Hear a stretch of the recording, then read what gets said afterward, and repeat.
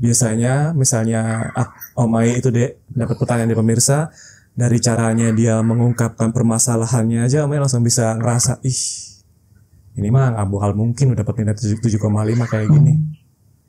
6,5 aja masih meragukan ini dapat kayak gitu. Tapi kan Omai nggak berhak buat ngejudge seperti itu kan.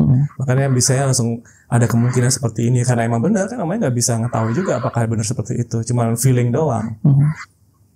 Kalau misalnya Omai langsung judge, ini lu gak lulus nih kayak gini, nah rasa suci dong, hak prerogatif Allah jadinya yang Omai ambil.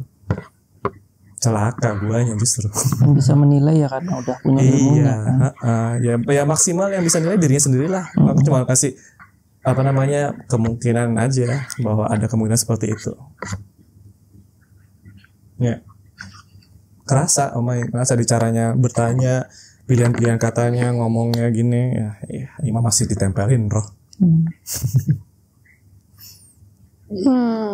Ya, kalau misalnya Kilanti semakin pandai, bisa membaca ayat-ayat yang tersirat.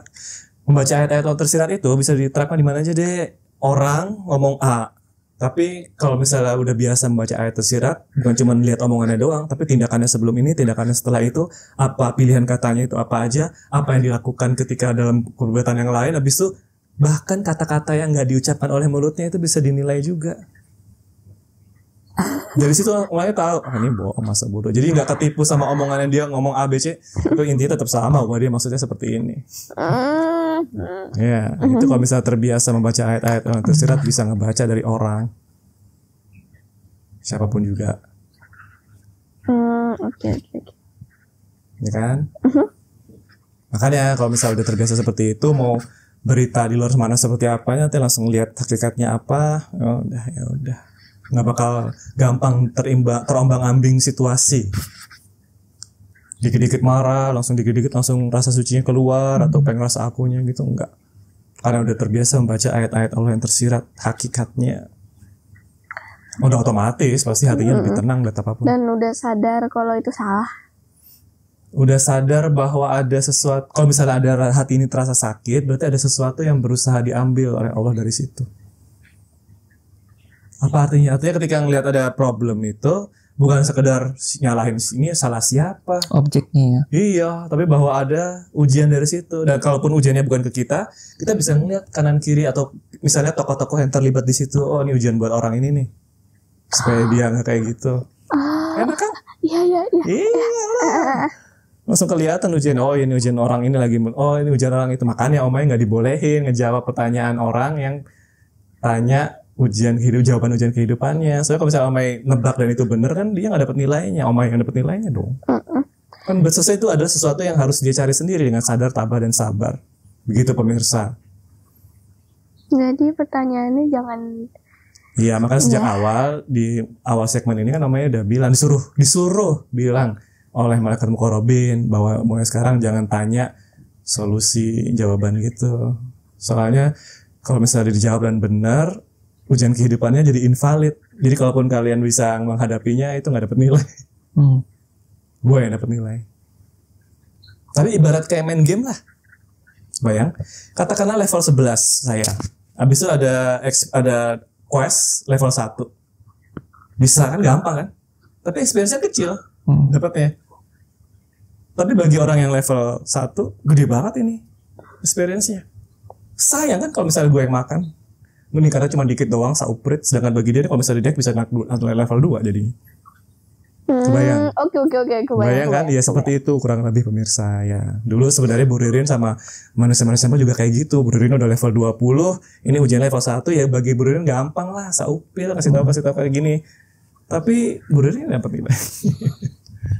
Mereka jadi enak gampang kan seolah-olah naik tapi begitu di tes ujian yang benar-benar levelnya dia langsung ambruk semua gara-gara sebelumnya yang ngerjain Bu Ririn ama. Banyak banget yang kayak gitu. Banyak banget yang kayak gitu. Dan Omai selalu melihat kayak gitu. Dan Omai juga ini nggak ngomong sama sekali. Kenapa? Karena Omai tahu kalau misalnya Omai ngomong, ujiannya jadi lebih berubah lagi bakalan. Ketika ada orang ujian, habis itu Omai ngomong kayak gitu, ujiannya langsung berubah. Kehendak dinamisi Allahnya langsung berubah lewat cara lain. Udah tahu, Omai udah ngeliat dari dulu. Langsung berubah. Soalnya ketika Omai ngomong kan ada sebuah sebab. yang mengakibatkan dia cara berpikirnya langsung berubah lagi dan sebagainya, otomatis ujiannya bakal langsung kayak ngeles gitu deh. Ya itulah, itu namanya qada dan qadar tuh seperti itu. Karena emang tujuannya itu kekuasaannya Allah yang beneran kayak gitu.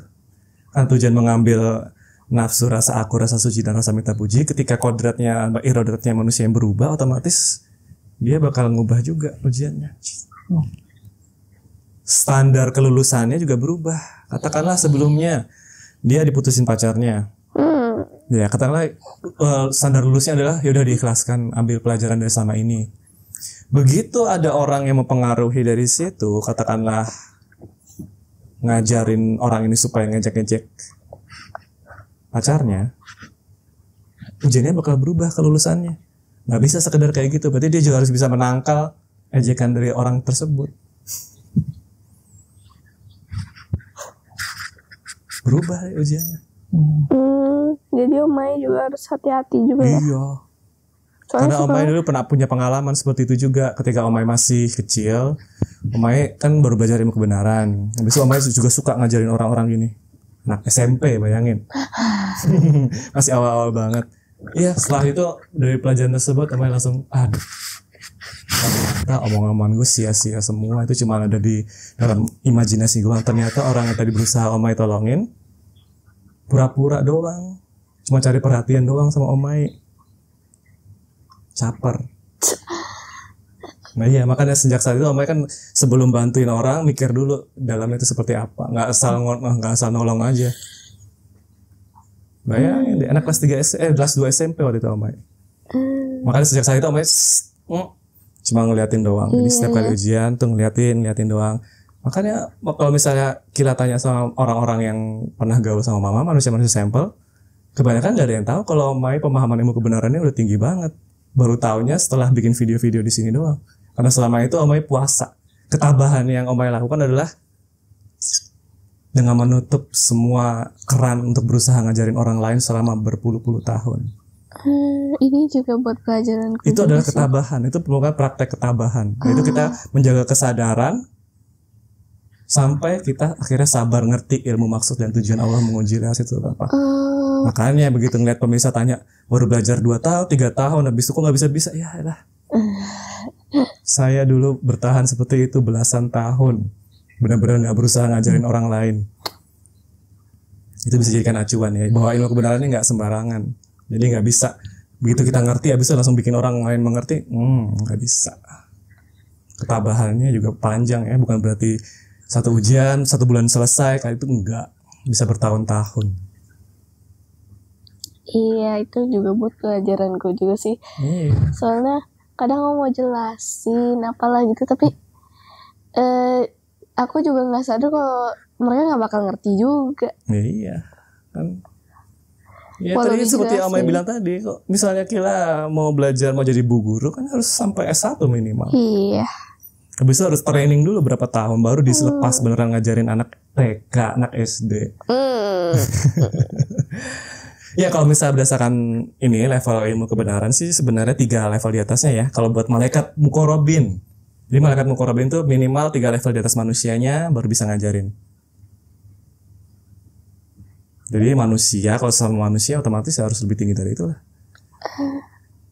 Logikanya ya, tapi nggak tahu juga seperti apa peraturannya. Soalnya gitu, kalau misalnya kita sendiri belum bisa melaksanakan ilmu kebenaran sampai lulus nilai 7,5, nggak bakal bisa keluar dari mulut kayak ada yang ngerem gitu. Pasti udah ngerasain itu selama puluhan tahun. Ketika kita maksa tetap ngomong, pasti diterimanya pasti beda. Malah tambah mencelek, pasti. Coba aja kita. Coba. Ya pemirsa pasti ada banyak yang nyoba kan ya. Pasti kagak ada yang nyambung justru. Ada sih. Malah nambahin drama ya. Iya. Bunda. Lah ya kan, tambah mencelek kan. Bakal bisa. Seperti itu ya pemirsa ya. Jadi jangan dianggap ini urusan gampang. Ini ilmu yang diajari malaikat muqarrabin. Jadi ketika kita belum didapat malaikat muqarrabin gak bakal bisa dijamin. Gak peduli udah puluhan tahun hidup di dunia ini. Ya. Makanya kita juga mulutnya direm. Iya. Itu bagian dari ketabahan sayang. Ya. Baru tabah loh, masih banyak kan tabah, belum sabar, belum niat karena Allah semata. Ada banyak levelnya. Ketika kita udah tahu bahwa itu salah, itu bukan berarti kita bisa mampu melaksanakan dengan benar. Kayak orang kita ngeliat lah, orang bisa nyupir pilot, kita kan sebagai ininya kita kan gampang ngeliatnya, kurang kiri, kurang kanan. Tapi coba kalau posisinya dibalik, kamu jadi pilotnya, apakah segampang itu mau nyetir? Susah kan? Nah kalau misalnya mau benar-benar bisa menyampaikan ilmu kebenaran, ya minimal bisa jadi pilotnya juga. Habis itu bukan cuma pilot ini doang, bisa jadi pilot, bisa jadi ininya yang ngasih, habis itu bisa jadi yang lain-lain, baru bisa ngajarin orang gimana jadi pilot. Jadi gak bisa sekedar gitu kan, banyak prosesnya kan. Iya.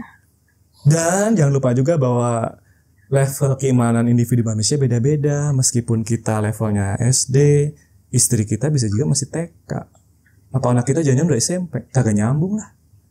Masa kamu sebagai orang SD mau ngajarin anak SMP?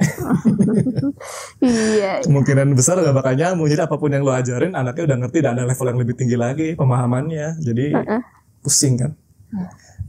Satu-satunya cara ketika kamu hadapi itu, ya akuilah bahwa anaknya lebih tinggi level keimanannya. Berarti ngajarinnya juga jangan terlalu mengekang, tapi yang berdasarkan pengalaman pribadi itu kayak gini. Jadi kamu nanti ngambil keputusan yang bijak ya sayang, seperti itu.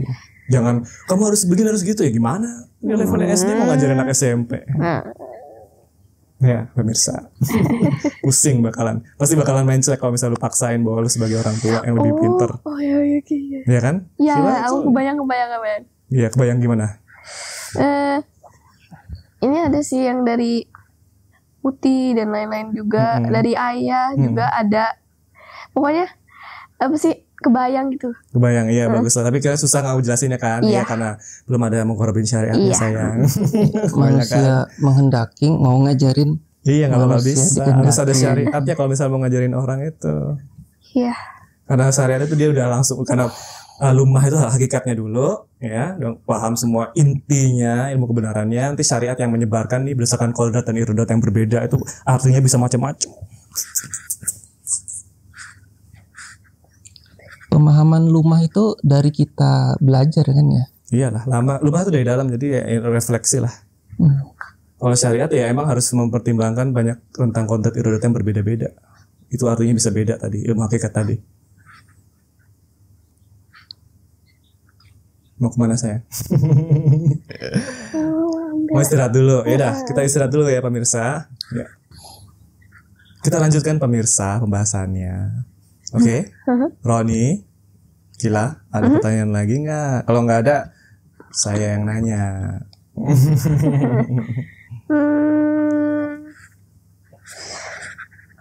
Jadi apakah keempat Muhammad yang bikin apa sih Al-Quran itu? Yang bikin kitab-kitab lainnya itu? Apa keempat Muhammad yang bikin? Iya, kalau misalnya ditelusuri, ya kamu perlu tahu bahwa ketika kamu bilang bikin tuh bukan berarti cuma satu orang doang yang masukin informasi ke situ, banyak pihaknya. Kayak inilah, kayak misalnya kamu bikin buku, kamu nggak tahu ya bikin buku gimana ya. Misalnya ada orang satu nulis. Oh iya, tahu aku tahu. Ada juga gini, cuma nyuruh doang. Ada orang yang jago nulis tapi dia punya ilmunya, ya udah yang nulisin orang itu tapi dia yang ngomongin gini. Terus ada juga yang dia tahu ilmunya, bukan cuma nulis tapi udah kamu tambahinnya biar orang lebih ngerti, kayak gitu juga bisa. Ya kayak Omai kan gitu, Ama ngasih informasi dari market buku Robin seperti apa, bisa kasih tahu ke Omai udah kamu bikin sejelas mungkin. Iya. Macam-macam. Nah itu juga kitab-kitab juga seperti itu. Dan kadang-kala si keempat Muhammad, entah itu Adam, Ifrit, Khidir atau Eva, itu kayak gitu dibiarin aja anak buahnya. Ya pokoknya kamu bikin ilmu yang menurut kamu sesuai dengan pengikut yang paling oke, ya udah saya cuma ngeliat dari atas aja kayak gini. Itu juga bisa. Dan anak buahnya itu apa sih? Malaikat tanda kutip dan siluman. Iya. Ya. Makanya kan seringkali Tuhannya itu sebenarnya ya entah itu Ifrit, Khidir, Adam atau enggak Eva di agamanya masing-masing. Atau kadang-kadang juga diwakilkan, aku lagi malas nih, kamu aja deh yang jadi itunya, jadi Tuhan. Bisa juga kayak gitu. Jadi kalau misalnya ada pangkat-pangkat di cerita-cerita agama atau mitologi itu adalah kayak ya kayak di sekarang sini ada jenderal, ada panglima, kan bisa ganti-ganti kan orangnya. Iya. Meskipun pangkatnya ada yang sama, tapi kan orangnya bisa ganti-ganti setiap 5 tahun sekali dan sebagainya kayak gitu. Jadi jangan terpacu sama istilah nama aja. Secara hakikatnya harus dilihat semuanya itu. Kayak Jibril. Di agama Islam kan Jibril namanya ya. Di agama Kristen apa Judaisme sebenarnya Gabriel namanya. Itu sebenarnya banyak malaikat tanda kutip yang pernah memegang jabatan tersebut. Memakai nama itu ya. Iya, itu kayak gelar gitu daripada nama. Tapi itu dia masalahnya, sosial jangan pakai nama Jibril beneran, Jibrilnya gawat. Nah itu ada cerita juga di video sebelumnya kenapa pakai nama itu. Tujuannya supaya seolah-olah nanti orang-orang nyari pertanggungjawaban ajaran itu ke Jibril nuntutnya. Makanya namanya dicatut. Jahat banget ya. Banget. Lah iya makanya. Nah itu dulu itu yang sering katanya Wisnu. Wisnu yang di agama Hindu itu sebagai dewa paling atas. Salah satu yang paling atas. Paling top malkotopnya. Terus katanya konon Idris juga pernah. Idris itu yang nabi nomor 2 setelah Adam itu kalau di agama Islam. Atau dalam bahasa Judaismenya itu Enoch. Enoch namanya. Pernah memakai gelar itu. Gabriel. Makanya karakternya kadang-kadang berubah kan dari zaman ke zaman. Tapi meskipun namanya sama, ya orangnya emang udah beda. Gelarnya aja yang sama. Iya ya, makanya langsung baca loh. Tapi kan iya, ya gitu makanya. Apalagi ceritanya juga bisa berubah-ubah juga tergantung siapa yang nulis. Iya, mirip tapi beda gitu loh, settingnya itu loh. Iya, dan ada juga yang ditambah-tambahin supaya namanya bagus. Soalnya gini deh, ketika keempat Muhammad itu ngasih kesaktian ke malaikat tanda kutip, itu biasanya dibikin supaya programnya itu adalah semakin banyak pengikut, semakin sakti. Semakin banyak pengikut, semakin banyak orang yang mendoakan, menghormati, dia makin sakti, pangkatnya makin tinggi, kesaktiannya totalnya. Jadi para malaikat tanda kutip punya insentif untuk bikin cerita-cerita yang membagus-baguskan dirinya dong, mau nggak mau. Kayak gitu Adam ngasih programnya. Jadi kan dia nggak usah pusing-pusing mikir ya, nanti pokoknya dibikin semakin banyak orang yang memuja berarti semakin oke gitu. Dibilangin keempat Muhammad itu kebanyakan anak, dia malas sebenarnya mikir. Kalau zaman dulu Omay bilangnya disebutkan bahwa iya soalnya supaya manusianya lebih gampang memahami makanya pakai para nabi dan rasul. Nggak salah sih, itu juga salah satu alasannya. Tapi kalau misalnya mau bener-bener gamblang, mereka udah pusing aja, udah bosan, udah nikah, urusan anak kamu aja ngurus gitu. Mereka mau lepas tangan aja kalau bisa. Maunya main-main aja, nggak mau disuruh ngajarin. Pusing kan ngajarin. Coba kalau misalnya Sisi ngajarin Fiori gimana caranya main PS, gimana? Ayo. Hah? Bayi umur 1 tahun disuruh ngajarin main PS gimana? Yuk, pusing nggak lo? Jadi Sisi minta tolong kakak Kilanya. Iya kan? Dan nyambung itu. Sama juga kayak ini Roni, dia ada anaknya kayak gini, aduh nyebelin ya, udah kayak istrinya aja yang ngerjain, dia kabur mana? Malah ikutan usil juga. Iya malah ikut ya kayak gitu. Itu adalah jadi kalau misalnya mau kenal Muhammad itu kayak gimana ya kita tinggal menggali ke diri sendiri. Ya kan kita anak-anaknya kan. Iya kita kopiannya cuma dengan tentang kodrat iradat yang berbeda aja. Mereka super powerful, supernatural lah bisa dibilang. Kalau kita manusia biasa. Dan gini nih yang mungkin belum tahu pemirsa ya karena itu agak tersirat. Sebelum zaman Nabi Nuh itu manusia itu umurnya panjang karena emang bisa diutak-atik sama keempat Muhammad supaya umurnya panjang. Panjang itu kayak umur? Kita sekarang umurnya 100 tahun kan ya udah bagus ya. Zaman dulu bisa 1000, bisa ribuan tahun umurnya. Kalau misalnya nonton, kalau misalnya baca cerita-cerita di kitab-kitab yang jadul, yang Judaisme bahkan yang sebelumnya agama-agama yang lebih tua, ceritanya kayak gitu emang bahwa manusia zaman itu umurnya tua-tua semua bisa sampai ribuan tahun. Kenapa jadi pendek? Ya, kalau misalnya Kila tahu tikus percobaan, tahu gak kenapa tikus dicoba jadi percobaan? 1, karena umurnya pendek. 2, karena dia bisa bikin anak banyak. 3. Ya, dua itu doang sih yang tahu, pasti ada alasan-alasan yang lain. Cuman yang intinya dari itu. Makanya manusia pun umurnya dipendekin, jadi biar langsung tahu hasilnya dong. Kan pengen cari tahu manusia yang diterima oleh Allah. Kalau misalnya lama nunggunya hasilnya juga lama kan. Tapi kalau misalnya umurnya dibikin pendek, maka hasilnya bisa lebih cepat ketemunya. Oh ini enggak, oh ini udah salah. Ya kayak gitu. Soalnya kalau misalnya kita dikasih umur panjang, katakanlah 1000 tahun, terus sehat melulu, otomatis ujiannya kan nggak bakal muncul. Bakal beda, susah munculnya, yang benar-benar membuat kita mau menghilangkan nafsu. Sebaliknya kalau misalnya kita umur 100 tahun, kan kita udah rasakan pada umur 40 tahun sekarang ini, udah badan gue udah mulai sakit-sakitan nih. Aduh anak gue udah susah nih, mau gini-gini doang. Kayak gitu kan jadi ujian kehidupan yang lebih mudah malah munculnya. Ketimbang yang benar-benar masih sehat terus-terusan sampai umur 1000 tahun. Seolah-olah jadi muda terus, gak pernah tua kan? Iya. Jadi kalau misalnya dibikin siklusnya lebih muda, itu justru kita bisa mengalami banyak sekali ujian yang berbeda-beda ketimbang yang dibikin umurnya panjang. Jadi lebih dikit ujiannya yang bisa muncul. Kebayang kan? Jadi stagnan aja gitu. Stagnan bakalan. Sedangkan utangnya reinkarnasi makin panjang, berkali-kali lipat kan? Malah kerugiannya. Iya, jadi makanya manusia yang hidup di awal zaman itu ngantrinya panjang banget. Mereka karena umurnya panjang-panjang semua. Berarti pada saat itu memang para beliau belum mengerti bahasa hakikat atau bagaimana? Iya, sampai sekarang aja belum ngerti. Bahkan kemarin pas pengadilan rohani aja mereka harus curi-curi dari Mudirin supaya bisa Jibril. Kan Jibril semenjak turun ke sini, habis itu Muhammad tahu ngacaukan segala macam halnya, malah nggak mau ngomong secara langsung mereka, Jibrilnya.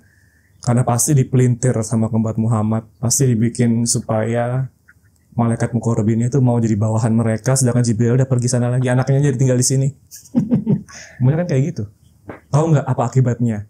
Apa yang bisa terjadi kalau misalnya malaikat muqarrabin semua berada di bawah kekuasaan keempat Muhammad? Cerita-cerita tentang perang akhir zaman itu yang ngelawan Dajjal, ngelawan Ragnarok dan sebagainya bisa dijadiin beneran.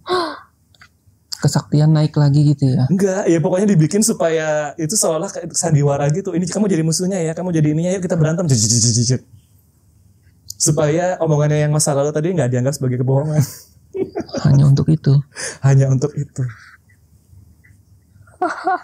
Memang makhluk yang hidupnya lama memang pemikirannya beda cara ya? berpikirnya sama manusia yang hidupnya pendek. Iya, beda apa sih, berapa jauh banget. Jadi segala hal yang bagi kita sangat berharga, bagi mereka seperti kita melihat kekacauan yang seperti sekarang ini, mungkin bagi mereka ya udah biasa. Enggak biasa kayak gitu. Ya, itu kan nafsu juga.